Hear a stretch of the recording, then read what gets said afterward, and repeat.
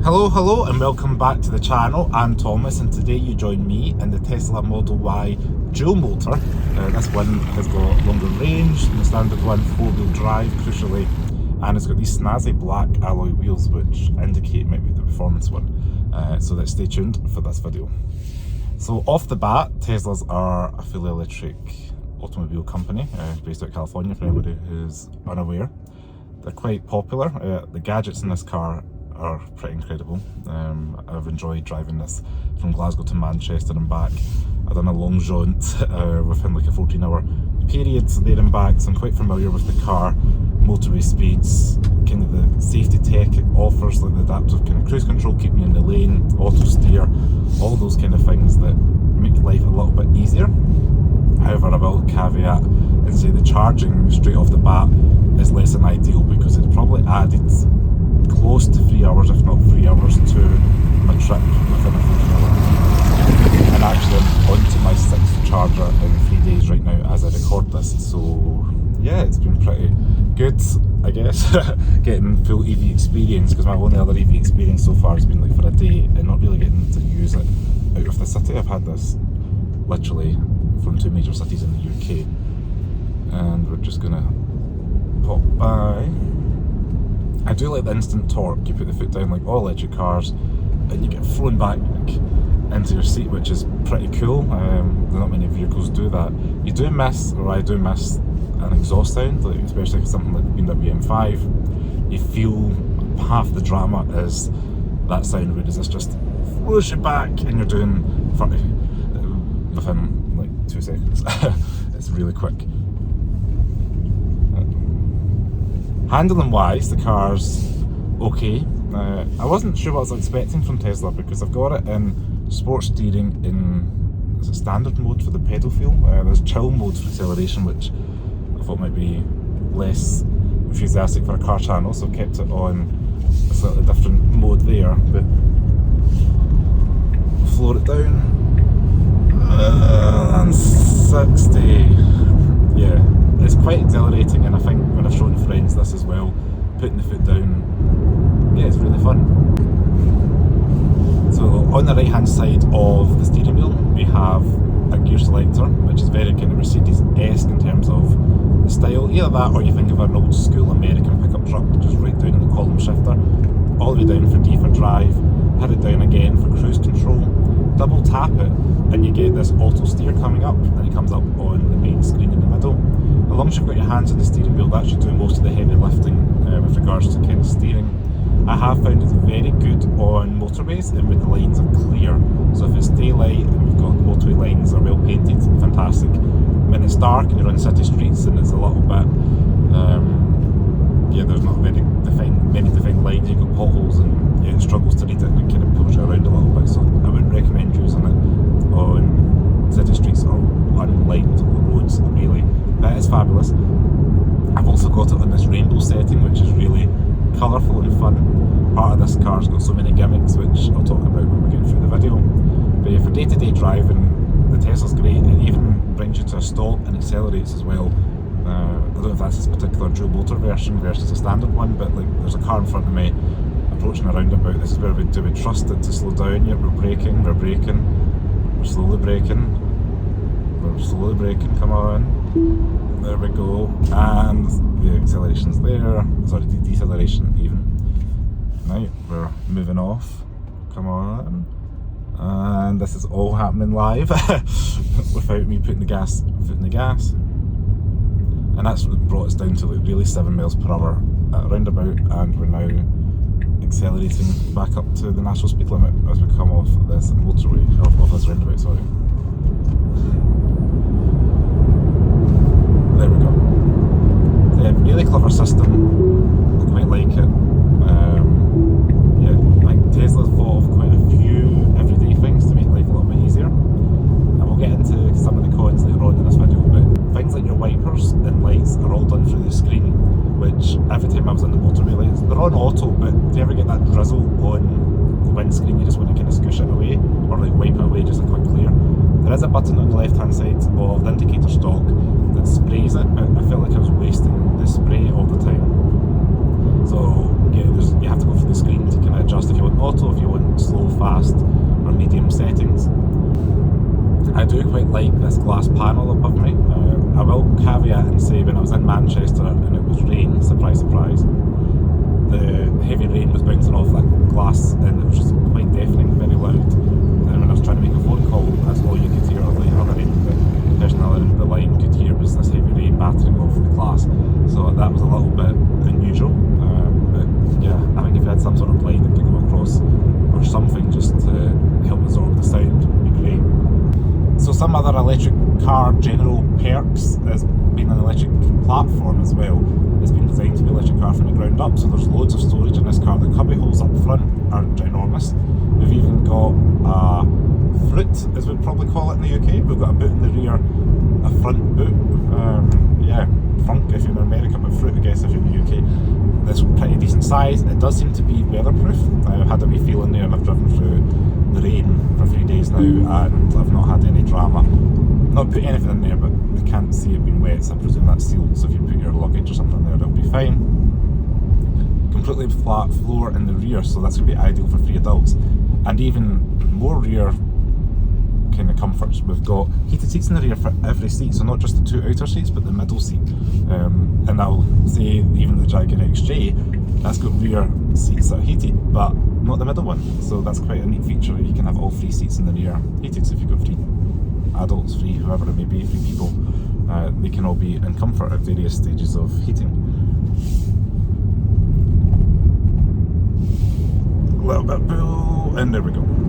So probably as you can tell with all my mentions of the bad weather, I've not had a chance to even attempt a 0 to 60 run on this because it's just been raining and damp and it's going to be too dangerous. But it does feel pretty brisk and pretty fast, so I will give it that. And handling wise, it's not let me feel at all stuck with the torrential downpour rains that I've been driving through.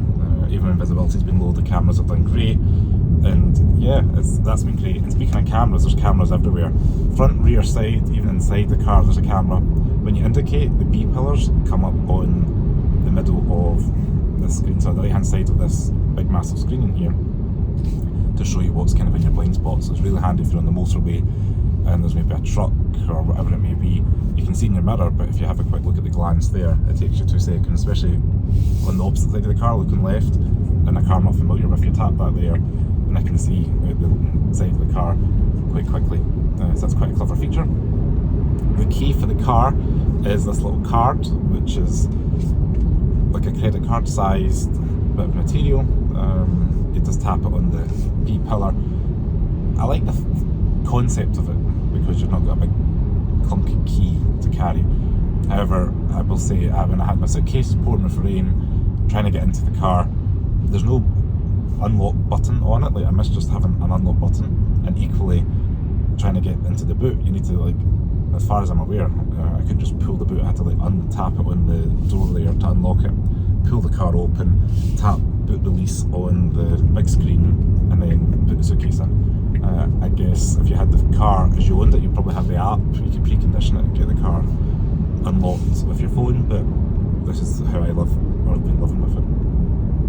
Charging the car, I don't have a charger at home, so I've been slowly charging this on the superchargers, and it's been pretty expensive. I think it's about £25–26 per time to get to the next charger. So I think to get to Manchester, I charged twice. I charged at Gretna Green and I charged at Preston. So say that's £50, and then on the way back I had to charge 3 times because I never had 30% charge when I was leaving Stockport. I had to go to Trafford Centre, to charge, to get enough charge to get up the road to the next supercharger. Again, the option was I think Preston or Gretna, but I went to Gretna, and then I realised it calculated enough power to get home, but not enough power once I was home to get to another charger. So I had to stop at Abingdon and charge again. So I had 5 charges within a very short period of time, which, as you are aware, it's about half an hour, 45 minutes per charging slot to get about 80% charge. So that's a little bit frustrating, and it's just something you're living with. I said I can't fault Tesla chargers. I will say the one at Gretna, we do need more there because there's 4 Tesla chargers and they're very busy. You have to wait, so it adds on to your time as well. You're waiting for other people to finish, so then you can go and charge for half an hour or so. And then you're buying stuff as well. I found that you're buying more like junk. Like, I would maybe on a drive like that, you would stop once for a comfort break and maybe you want to buy a tea or something, which might cost you a couple of pounds. Because you're stopping, well, that's 5 times I've had to stop, I'm at least buying a hot drink, and twice I've bought a meal out of one of the vendors there.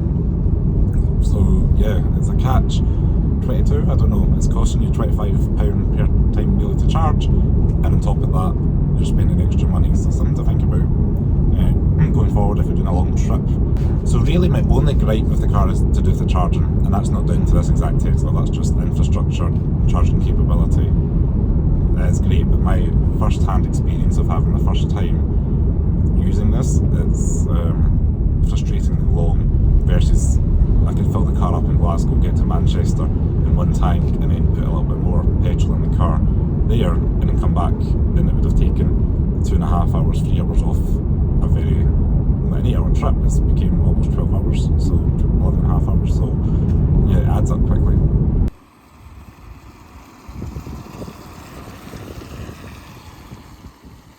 So my concluding thoughts on the Tesla Model Y, I've had it for 3 days now.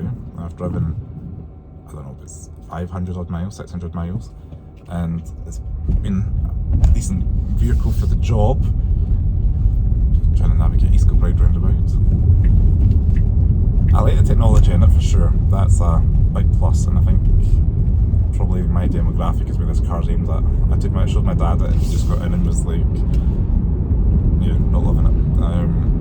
So I think there's going to be a demographic learning curve for sure for the big infotainment screen, but I do like the safety tech and all the gadgets. Longevity of that after 3 years or 4 years when you're out of warranty, maintaining things like that, especially if that big screen's controlling everything, it's maybe going to be a risk. But I do like how the car feels. This car I think is about £59,000 in the UK, maybe a little bit more.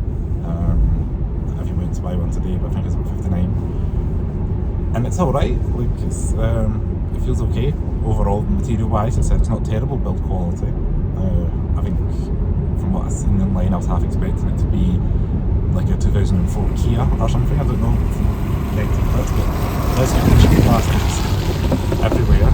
But yeah, I think you're paying for that technology, you're paying for the advanced batteries, the range. I could only imagine how often I'd be charging if I was in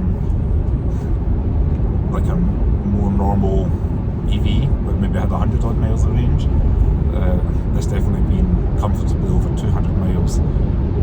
It's decent for the range. And there's so many fun nooks and fun software bits in this that are gimmicks for sure, like there's the fart thing, the indicator, showing my pals last night, you turn on indicators, you can fart, you push the horn and it plays like DJ music, it's got really random bits, and then we came across the button for the light show that I will be honest I forgot about. I remember the Tesla X having that, and you watched that 5 years ago and forget about it, so the Tesla Y does it. Not as exciting because the doors don't go up, but it still projects Tesla onto buildings. So if you do have a Tesla and you try it, make sure you project it onto a solid wall, because then you can see it saying Tesla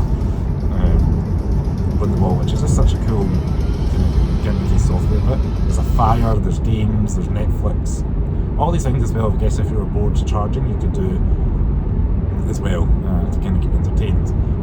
So final pros are space, charging network, kind of brand image of it, and overall it's a decent kind of family car. They don't sit as high as an X3 or those kind of Q5 sized vehicles. They sit kind of quasi height because they get dwarfed by like Discovery Sports.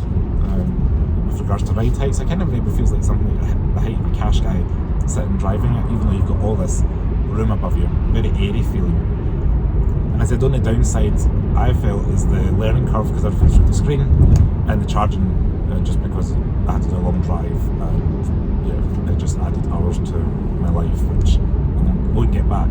But as always, I just want to say thanks very much for watching. If you made it this far in the video, stay safe.